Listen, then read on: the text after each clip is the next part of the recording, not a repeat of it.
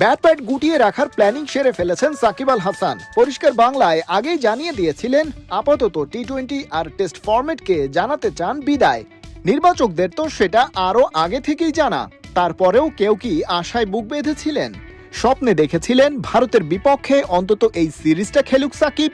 অবশ্য না, স্বপ্ন কল্পনা আর বাস্তবতা একেবারেই ভিন্ন। ভারতের বিপক্ষে সিরিজের যে 15 জনের দল ঘোষণা করেছে বিসিবি, সেখানে নেই বিশ্বসেরা অলরাউন্ডার। প্রথমবারের মতো কোনো ইনজুরি, নিষেধাজ্ঞা কিংবা ছুটি ছাড়াই বাংলাদেশ দলের ট্রেন মিস করলেন সাকিব আল হাসান, এবং সেটা একজন অবসরপ্রাপ্ত হিসেবে। সাকিবের জায়গাটা কে নিতে পারেন সেই প্রশ্নের উত্তর খুঁজে পাওয়ার উপায় নেই এই ধরাধামে। তবে একটা ভাবনা তো ছিলই অনেকের মনে, সেই মেহেদী মিরাজকে তাই উঠিয়ে আনা হলো টি-20 দলে পাক্কা 14 মাস পরে।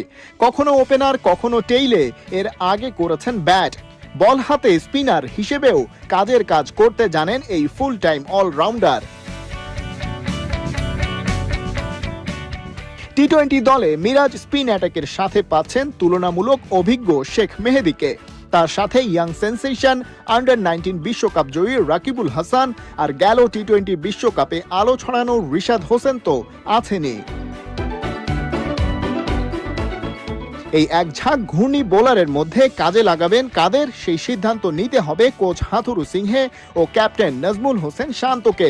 ব্যাটিং লাইনে শান্ত নিজেই তো আছেন।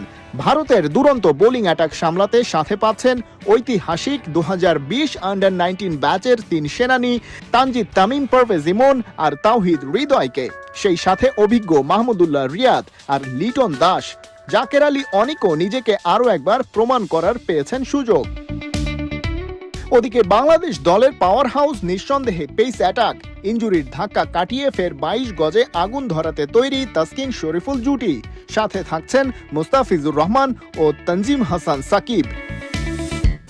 তারুণ্যের আগুনে ঠাসা বাংলার এই টি-20 দল ভারতকে যথেষ্ট শক্ত উত্তর দিতে চায়।